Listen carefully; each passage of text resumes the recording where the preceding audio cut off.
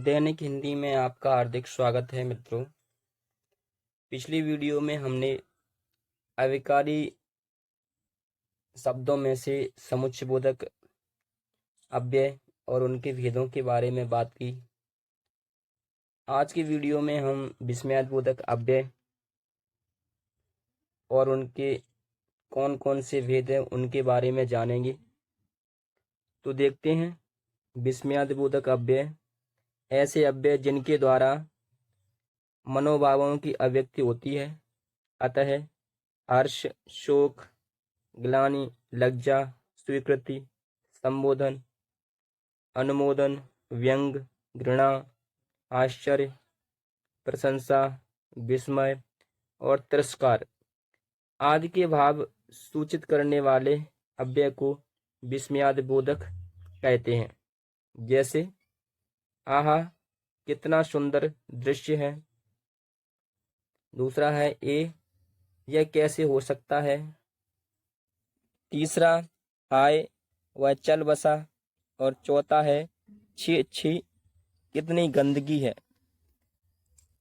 तो इन वाक्यों में आहा, हाय, छी छी और इनके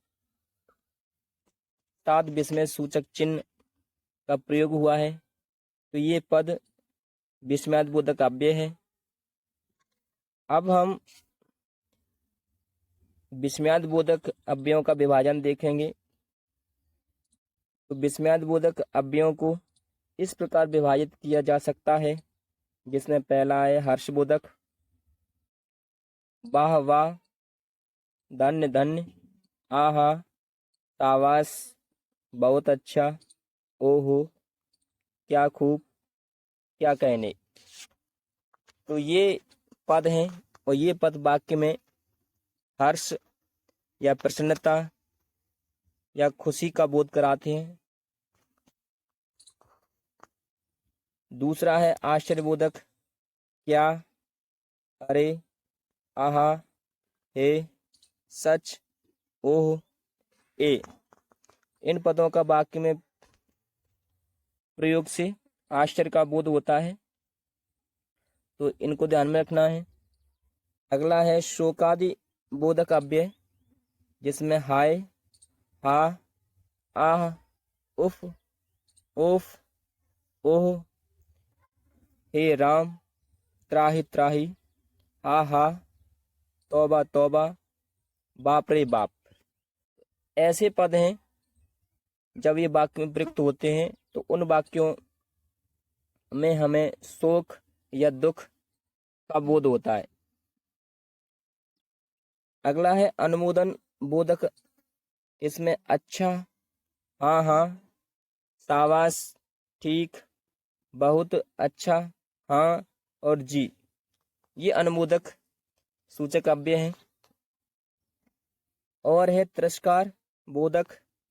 इसमें छी, हट, अरे, दिख, धू धू, धिक्कार है, दत्त और धिक्कार। तो ये पद आएंगे, ये हमेशा वाक्य में तिरस्कार का कार्य करते हैं। अगला है संबंध बोधक। इसमें अरे, रे, हे, अजी, अहो। तो ये पद हमेशा संबंध को सूचित करते हैं। और है आशीर्वाद बोधक। जैसे जीते रहो, दीर्घायु। इन पदों के प्रयोग से हमेशा आशीर्वाद का बोध होता है। और अगला है सूचना बोधक। इसमें होशियार, सावधान, बच्चों, अरे, हटो। तो ये पद सूचना को सूचित करते हैं या उसका बोध कराते हैं। और है भय बोधक। इसमें बाप रे, हाय, हा, ओह। अगला है संबोधन बोधक।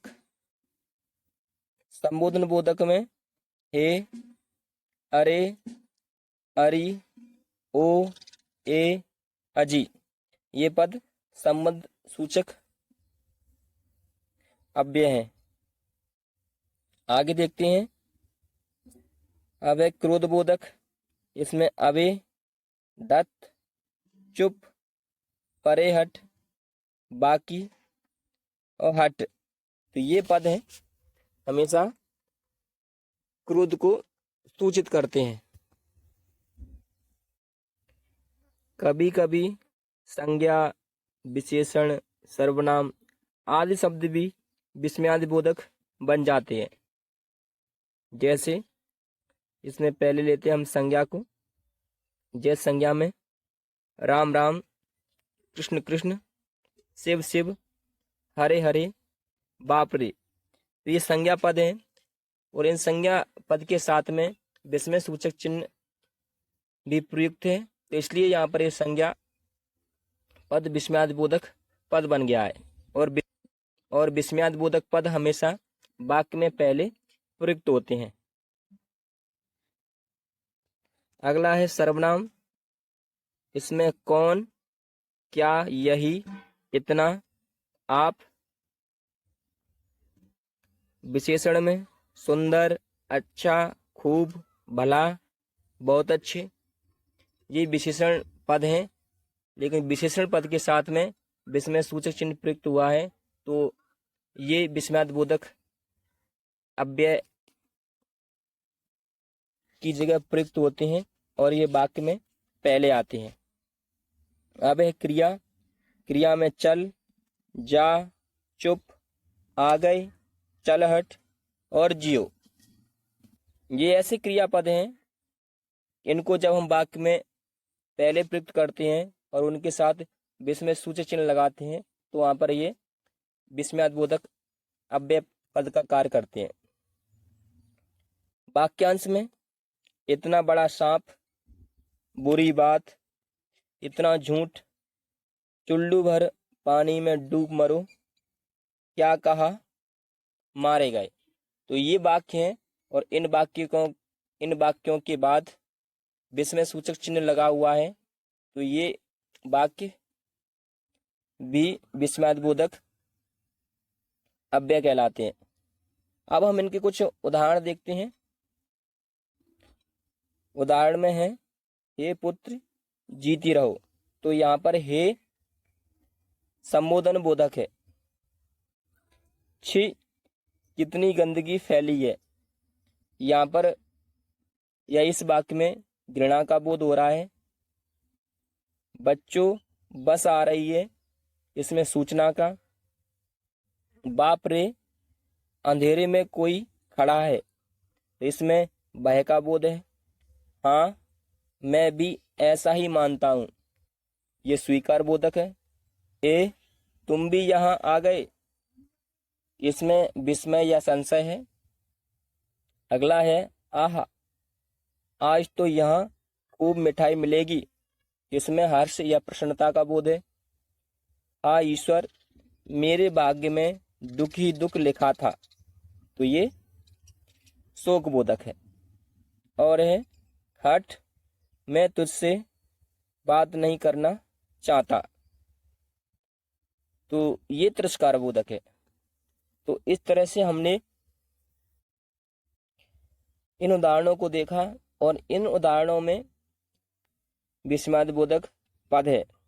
और विस्मयादि बोधक पद की विशेष पहचान यह है कि पद आता है, पद के साथ ही विस्मय सूचक चिन्ह भी प्रयुक्त होता है। तो विस्मय सूचक चिन्ह प्रयुक्त हो तो वहां पर विस्मयादि बोधक पद अवश्य होगा। लेकिन हमें ध्यान में ये रखना है